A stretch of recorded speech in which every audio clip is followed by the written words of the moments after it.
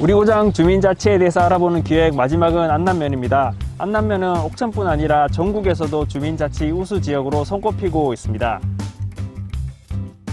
제가 이 지역에서 활동을 하다 보니까 행안부에서 주민자치회와 관련된 주민자치 조직을 고민하는 과정 속에서 농촌 주민자치의 사례로 지역발전위원회를 소개하는 일들을 많이 했고, 모델로 이렇게 제시됐던 과정이었고, 이제 안남자치 역사가 10년, 15년이 됐는데 우리들 스스로도 자랑스럽게 생각할 수 있을 정도로 안남 지역 주민들, 특히나 이제 고령 되시는 분들은 좋아라 하세요.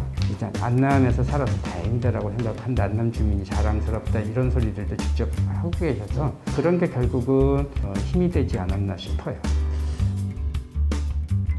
우리 안남은 인구가 이제 1,403명인데 가장 옥천구에서 적고, 지역발전위라는 그 단체가 있는데 마을 대표 24명이 이제 대표성이 들어가 있고, 각종 단체에서 또 단체장들 들어와서 현안사항이 있으면 거기서 잘 논의가 돼서 우리 안남면이 하나로 뭉치는 큰 역할을 하고, 면 전체를 위해서 논의하고 회의를 해서 가장 잘 나가는 큰 안남면 같습니다.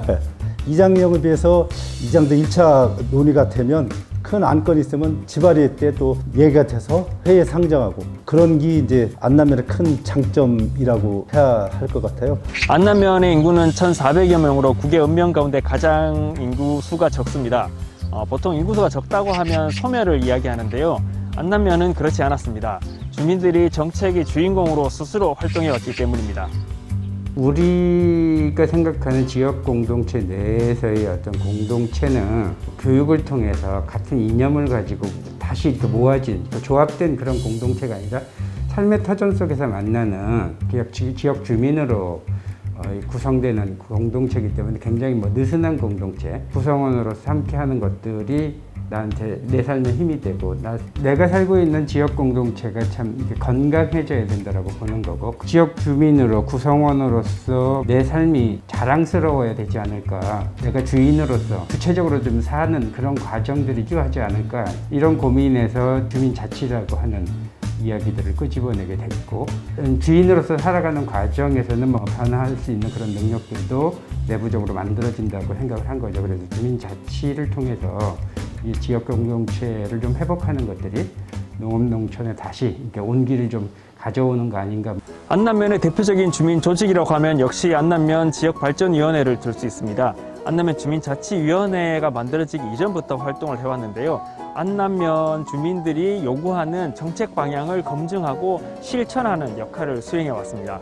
주민자치와 관련된 주민들의 요구를 담아서 안남 어머니학교 축제, 도서관을 운영하는 과정 속에서 참여하시는 주민들이 이렇게 좋아를 하는 일들을 좀 지속적으로 하자, 이런 기반을 만들어낼 수 있는 우리 주민 주도의 어떤 자치기구를 만들자 해서 이제 안남면 지역발전위원회를 만들었고, 안남에서 벌어지고 있는 일들은 처음부터 뭔가 계획하에 이거보다는 상황에서 도서관이 주민이 원치 않는 장소에 자리 잡다 보니까 그걸 계기로 해서 이제 여러 의견들이 모아지는 과정 속에서 이렇게 면소지를 확장하는 얘기가 나온 것처럼, 주로 이제 우리들이 일을 하면서 생각했던 게 안남식대로 좀 하면 되지 뭐, 이런 거였죠. 예산이 있는 상황에서 계획 속에서가 아니라 주민이 원하는 것들을 우리식대로 해낼 수 있는 방식들을 좀 찾는 과정이다 보니까, 이게 지금 이제 돌이켜서 생각하면 후회가 되기도 하고, 그러니까 안남 계획 속에서 좀 다시 한번 고려해봐야 되는 이런 일들이 생기는데, 그렇지만은 그게 이제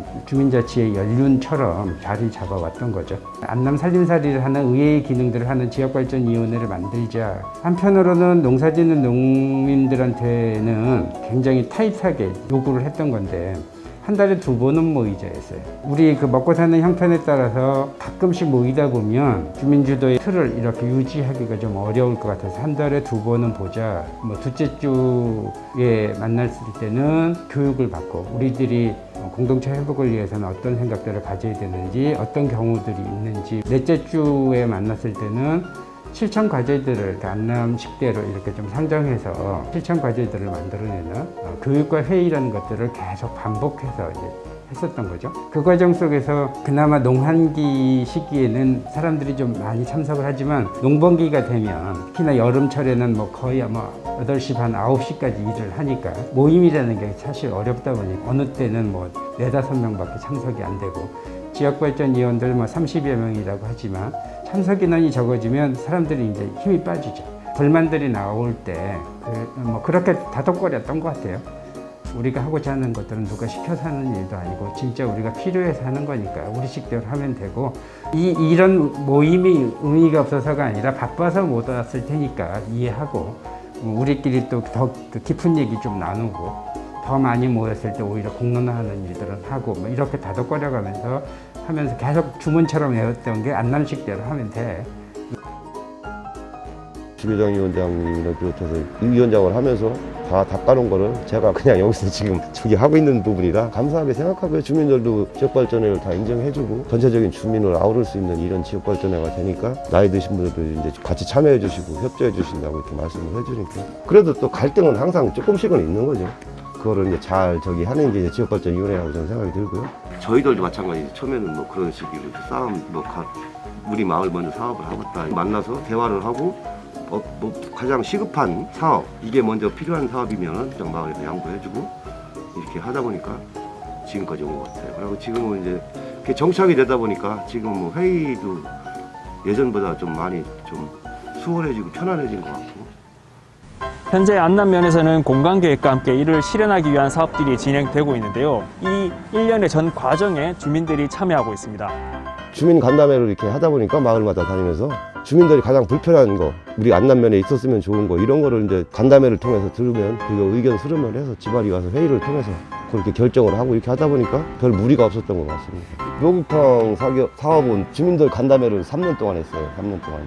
뭐 주민들이 가장 필요한 게 우리 목욕탕이다. 한 80%가 이제 이렇게 나오더라고. 그래도 이제 목욕탕 사업 여기저기 뭐 이제 다녀보고 뭐 사례를 찾아다니면서 이렇게 했더니 가능하게 되더라고요. 그 사업을 하는 데가 있더라고요. 보니까. 그냥 우리 목욕탕보다도 경상 쪽에 뭐 지리산 부분 쪽에는 더 크게 운영하는 데도 있고 그런 부분 이제 수익이 나오면 마을마다 뭐 경로당이나 이런 데 다 지원도 해주고. 그 놀이터 사업은 뭐 이제 우리 그 초등학생들이 공모를 했는데 그게 이제 안 됐다고 하더라고.